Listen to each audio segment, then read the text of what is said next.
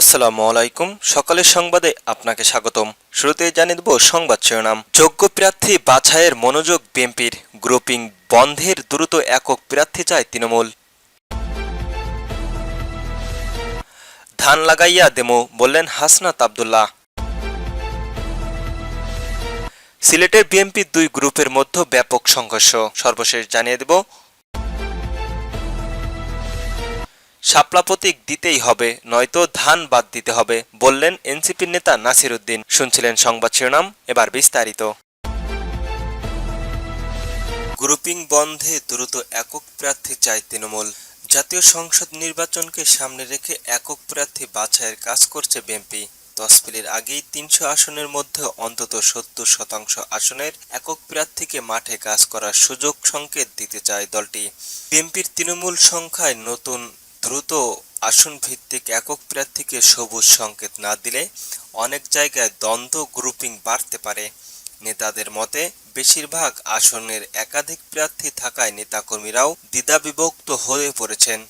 এমন ছাড়াও রয়েছেন অনেকেই যেখানে ছেলে বাবা এবং ভাই বোনের আদালতে সংযোগ করেছেন। এই অবস্থায় এখন প্রতি মাসে একক প্রার্থী নির্বাচনের মাঠে নামতে না পারলে বিবাদ গ্রুপিং এড়ানো যাবে না। তাই দ্রুত দল থেকে একক প্রার্থীকে সবুজ সংকেত দেওয়া হবে। তৃণমূলের নেতাকর্মীদের ততই বেশি সুযোগ সংগঠিতভাবে নির্বাচনীভাবে মাঠে নামতে পারবেন। অন্তত ২৫টি নির্বাচনী আসনে বিএনপির সম্ভাব্য প্রার্থী এবং ১০টি জেলায় শীর্ষ নেতাদের সঙ্গে কথা বলে এসব তথ্য জানানো হয়েছে। বিএনপির একাধিক নির্ধারিত যুগান্তরকে বলেন, দীর্ঘ বছরের শেষে সুষ্ঠু নির্বাচন না হওয়ায় স্বাভাবিকভাবেই আসন ভিত্তিক মনোনয়ন প্রত্যাশিত অনেক নেতা। ইতিমধ্যে যেসব আসনের বেশি প্রার্থী বা জটিলতা বেশি সেসব অঞ্চলের আসনের মনোনয়ন প্রার্থীদের গুলশান কার্যক্রমে ডেকে নানা দিক নির্দেশনা দেওয়া হয়েছে। দলের হাইকমান্ডের স্পষ্ট বার্তা, ঐক্যভাবে নির্বাচনী মাঠ থেকে থাকতে হবে।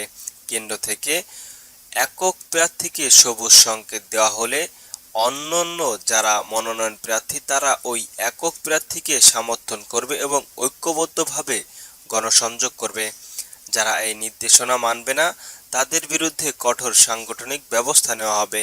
ধান লাগাইয়া দিমু বললেন হাসনাত আব্দুল্লাহ। কুমিল্লায় সিলেটের মহাসড়কের দেবিন্দদার নিউ মার্কেটের অংশের অক্টোবরের ২০ সেপ্টেম্বরের মধ্যে সংস্কার শুরু না হলে মহাসড়কের যান চলাচল বন্ধ করে দিয়ে ধান চাষ করবে বলে হাসনাত আব্দুল্লাহ একটি কল রেকর্ডে সামাজিক যোগাযোগ মাধ্যমে ভাইরাল হয়ে পড়েছে। বৃহস্পতিবার ভাইরাল হওয়া ২ মিনিট ২ সেকেন্ডের কল রেকর্ডটি জাতীয় নাগরিক পার্টির দক্ষিণ অঞ্চলের মুখ্য সাংগঠনিক হাসনাত আব্দুল্লাহ এবং কুমিল্লা সড়ক ও জনপথ বিভাগের প্রধান নির্বাহী কৌশলী খন্দকার গোলাম মোস্তফার viral call record. Hasnat Abdullah বলেন, অক্টোবর ২০ তারিখের মধ্যে দেবিদারের কাজ শুরু না হলে কোনো গাড়ি চলাচল হবে না। এই জবাবে প্রকৌশলী খন্দকার গোলাম মোস্তফা বলেন, রাস্তা ব্লক করে দিবেন, এটা আপনারা অবশ্যই অধিকার রয়েছে, এটা আমার কমেন্ট করার কিছু নেই। হাসনাত আব্দুল্লাহ বলেন, দেখেন এই রাস্তা দিয়ে মানুষ হাঁটতে পারে না, গাড়ি চলতে পারে না। আমার কথা হচ্ছে আজকে অনেকেই দেখাইতেছে, আপনি অ্যাডভাইরাসকে বলেন অক্টোবরের ২০ তারিখের মধ্যে যদি কাজ শুরু না হয় তাহলে রাস্তায় ধান লাগাই দেবো। নিউ মার্কেটের দিকে রাস্তাটা ধান চাষের উপযোগী, ধান লাগাইয়া দেবো, ১৫ দিনের মধ্যে ফসল তুলতে পারবেন। এখানে আমি ধান লাগাই দেব, মাছ চাষ করব এবং গাড়ি যাতায়াত করতে দেব না। অক্টোবরের ২০ তারিখ দুপুর ২টার দিকে গাড়ি যাবে না। আমি আবার বলছি, অক্টোবরের ২০ তারিখের পর রাস্তা ঠিক না হলে দেবিদারের দিকে একটা গাড়িও যাবে না। প্রকৌশলী খন্দকারের গোলাম মোস্তফা বলেন, আমি তো বললাম আজকে ৬ তারিখ, আপনি যদি নিয়মিতভাবে মধ্যে আমাদের কিছু সময়টা টাইম দিবেন, বাকিটুকু মেরামত দরকার আমার চেষ্টা করছি।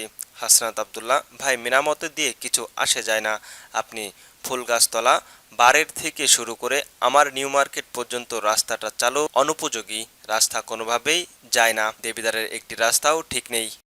সিলেটে বিএনপির দুই গ্রুপের মধ্যে ব্যাপক সংঘর্ষ।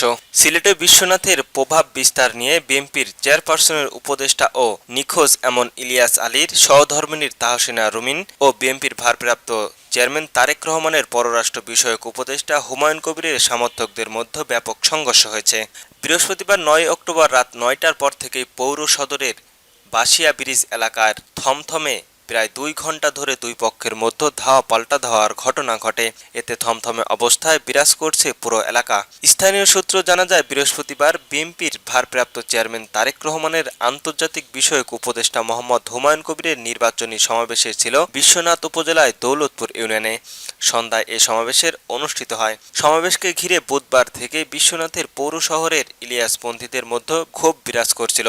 রাতে হুমায়ুন কবিরের সমাবেশে শেষে উভয় পক্ষের লোকজন পৌর সদরের ফিরলে রাত 9:30টার দিকে হুমায়ুনের সহকর্মীরা ছিলেন বের করে বাসিয়া ব্রিজের কথার কাটাকাটি জেরা ধরে পাল্টা ধাওয়া শুরু হয়। রাত 10টার দিকে এই ধাওয়া পাল্টা ধাওয়া ও ইটপাটকেল নিক্ষেপ করা হয়। এ সময় বিশ্বনাথ বাজারের দোকানপাট ও যান চলাচল বন্ধ হয়ে যায়। পরে রাত 11:15টার দিকে পুলিশ ও সেনাবাহিনীর ঘটনাস্থলে পৌঁছে পরিস্থিতি নিয়ন্ত্রণে আনে। সর্বশেষ সংঘর্ষে বেশ কয়েকজন আহত হয়েছেন, তবে তাৎক্ষণিকভাবে আহতদের পরিচয় পাওয়া যায়নি। এ ব্যাপারে জানতে চাইলে বিশ্বনাথ থানার ভারপ্রাপ্ত কর্মকর্তা ওসি এনামুল হক চৌধুরী বলেন, পরিস্থিতি নিয়ন্ত্রণে কাজ করছে পুলিশ। পরে বিস্তারিত বলা যাবে। শাপলা প্রতীক দিতে হবে, নয়তো ধান বাদ দিতে হবে, বললেন নাসিরউদ্দিন। জাতীয় নাগরিক পার্টির এনসিপির নেতা নাসিরউদ্দিন পাটোয়ারি বলেছেন, এনসিপিকে হয় শাপলা প্রতীক দিতে হবে, নয়তো ধান সোনালী আঁশ বাদ দিতে হবে।